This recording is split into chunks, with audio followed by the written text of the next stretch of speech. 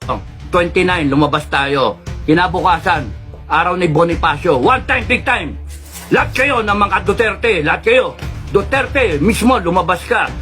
Sara Duterte, mismo ikaw lumabas ka. Lahat kayo, pamilya Duterte. Lahat kayo ng mga follower, mga politiko para kay Duterte, lumabas kayo. One time, big time. Tapusin na natin to. Magpasko tayo ng maayos. Utaragis kayo. At pagka sumagasa sa atin ang PNP tsaka AFP, malalaman natin kung para sa taong bayan sila. One time, big time. Maglabasan kayo sa lungganin nyo. Para lang isang buong bansa, ayusin muna natin. Wala munang negosyo, wala munang mga kain-kain sa restaurant, wala munang mga mga kabit-kabit. Putang yan. Magano muna tayo, one time, big time. Oh, alamin ninyo kung saan kayo pupunta. Hindi, sa EDSA ba? Sa EDSA ba o sa Kongreso? Ako, type ko sa Kongreso eh. Gusto ko isara yung Kongreso na yan eh. Putang inang mga yan. Panay abusado. Kayong mga PNP, nahaharang. Na? Kayong mga crowd control. Ha? Kayong mga PNP na crowd control, magsuot kayo ng puti na ribbon. Ha? Para ipakita ninyo, para kayo sa taong bayan. Polis ng taong bayan. Ha? Polis ng Pilipino. Hindi Philippine National Police. Baguhin na natin yung pangalan. No? Polis ng Pilipino. Puta lang yan. Baguhin na natin. Pagka nakitang nakaputi kayo, hindi kayo sasaktan ng taong bayan. Hindi kayo, protektahan pa ninyo yung taong bayan. Pero yung tumanggap kayo ng order at gawin niyo, titirgasin niyo yung mga tao. Nako, yari kayo sa amin. Yayariin namin kayo. Gusto niyo ng gulo. Hindi kami nagdadala ng gulo. Kayo nagdala ng gulo. AFP, PNP. Kasi hindi kayo tumatayo. Sabi ko nga, every day na hindi kayo tumatayo, you are bringing us closer to a narco state. To a state of communism. Tignan niyo ginagawa sa Congress. Convicted. Ang putang inang yan, convicted. Nagko-contempt ng isang Pilipino na walang kamalay-malay. Tang inang yan. At in the premise na they're investigating 125 million na OBP na confidential fund. Confidential nga, gago. Tang ina nyo. Tapos yung billion-billion sa presidente, hindi nyo imbestigahan. What kind of legislation will you get out of investigating the OBP na 125 million confidential fund which happened in 2022, 2024 na, 2025 budget na pinag-uusapan? Tangina nyo. Tapos nun, pipilit ninyo imbestigahan yung isang single agency. Imbestigahin nyo dapat lahat ng agency na may confidential fund, starting with the Office of the President. Taragis kayo. Ginagamit yung mga posisyon ninyo, ginagamit yung agency ninyo, binaboy nyo eh. Sobra-sobra kayong ng power. Inisita na ako ng asawa ko, mamayin daw ulo ko.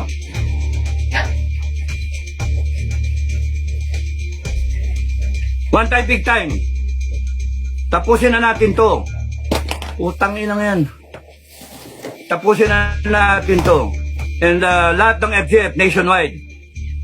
Mula 29, hintayin nyo yung hudyat ko. Hintayin nyo, maganda kayo. AFP, PNP, ang tanong na lang, lalabas ba kami na armado? Armado. Paggandaan ninyo. Peaceful, sinasabi nila. Peaceful, mga Duterte, sinasabi nila. Hindi naman peaceful ang gagawin ng mga yan eh. Titirgasin eh. Tingnan yung ginawa sa kayo, JC.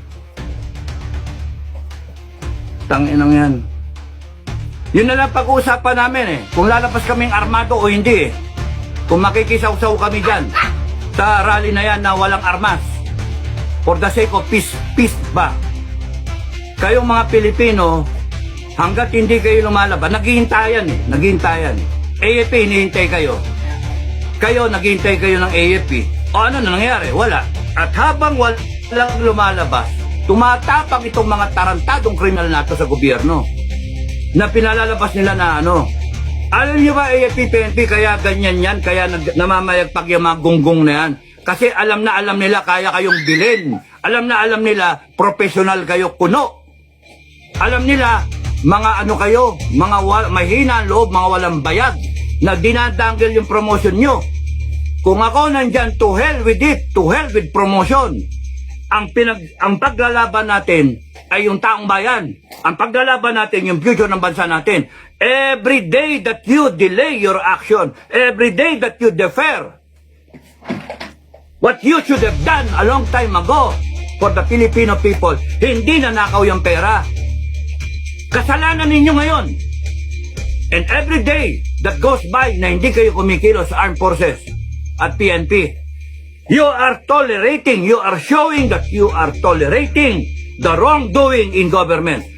To hell with that bullshit na sinasabing we are professionals. Hindi kami makikasawsaw. Putang inang yan. You are professionals. Anong klaseng professional yun? Nakikita nyo, ninanakawan yung bansa ninyo. Nakikita nyo, durugista yung presidente nyo. Na hindi nyo man lang sabihin na, oy puta rin, magpa-hair follicle drug test ka, gago. Lahat kayo. Puta ragis. Is that being professional? Ha? Nakawan yung bansa natin. Bangkarote na tayo, nagbebenta na tayo ng ginto eh. Tapos, kita nyo yung walang ka-husti-husti siya. Hindi contempt din. Contempt. Oh, yes or no? Tang-inang yan. Kita nyo yung abuso? At kayo nagtotolerate ng ginagawa ng mga yan. Kaya namamayagpag yan, kaya matatapang yung mga yan. Kasi, pinabayaan ninyo. Pero kami ang bayan, hindi kami papayag na ganyan. Hindi kami papayag. Galit na galit ako. Galit na galit ako. Putang yan nananahimik Tapos ganyan ng mga putragas na yan. Namamayagpag yan kasi pinababayaan natin. At ito yung sinabi ni former President Duterte at kayong mga nagko-comment, AFP na lang ang military na lang ang pag-asa. No! I beg to disagree. Hindi lang military ang pag-asa. Number 1 na pag-asa, taong bayan. Utang na, because this country that we call Philippines, and this government, Republic of the Philippines that we call a government for the people, by the people, and of the people, happened because there is what you call a Filipino people. The Constitution happened because the Filipino people ratified that Constitution. Meron kang presidente, meron kang vice president, meron kang Congress, Senate, because we voted for them. Wala sila kung wala ang taong bayan. All authority emanates from the Filipino people. Kaya kayo mga kababayan, lahat kayo mga Pilipino na nag-iisip sa future ng bansa natin, tumayo kayo. Huwag kayong masa sa armed forces. Puta nang yan. One time, big time. Tangin lang yan, panay ngak-ngak. Wala naman mangyari. One time, big time. Handa ba kayo mamatay kayo para sa bansa nyo? O panay salita lang? Handa ba kayo? Napagkaniratrot kayo, wala na, takbo na kayo.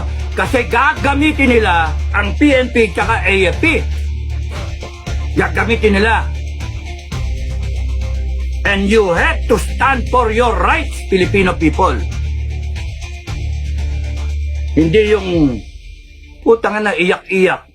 Puta na ba? Hindi nyo alam yung ano ninyo, karapatan nyo. Hindi nyo alam yung kapangyarihan ninyo.